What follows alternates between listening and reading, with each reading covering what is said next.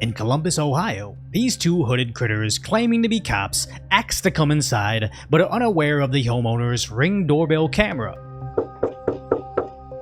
CPD, open up. We need to ask you a couple questions. Can I help you? CPD, we need to ask you a couple questions. Can I see a badge? We would like you to step to the door, please, sir. I don't have to show you my badge, sir.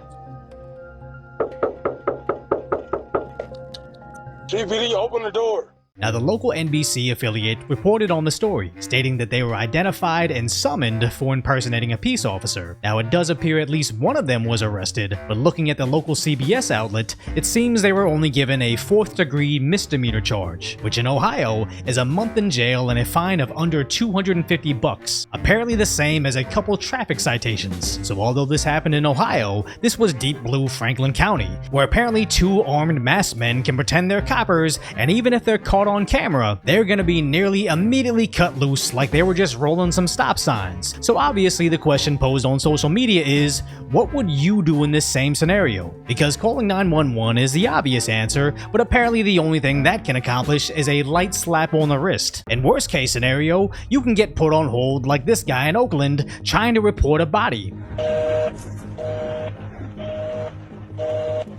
Unbelievable. Now obviously that's not an emergency, but I remember living in LA and literally getting hit on the freeway by an old Asian man who was barely even awake and not even aware that he hit my car. And the dispatcher straight up told me, don't follow the guy, we're not sending any CHP, but if you'd like, you can come into the station later to report this. And I use that example as it's the most recent, but I have plenty of examples of calling emergency services in the city only for fire or police to simply state, nah, we're not coming out for that. And what a sad city Los Angeles has become, where calling 911 feels more like a free-to-play mobile game, but instead of pay to win, it's pay to live. It reminds me of this 911 call from years ago, where this video edit has nothing to do with audio. 911 emergency. My ex-boyfriend is trying to break into my house. I'm not letting him in, but he's tried to break down the door and he's trying to break into one of the windows. I don't have anybody to send out there. Okay.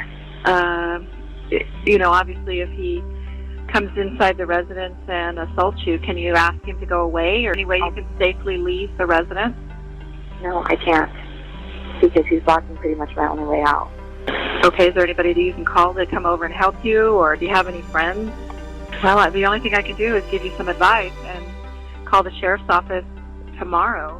And tragically, this caller was horrendously attacked as no one could help her. Now, the Twitter replies are filled with people wondering why someone hasn't developed a small device that could help these very vulnerable women in these exact scenarios. But apparently there is, as even Biden talked about it in 2013, that is, before he became President Damon Shaw.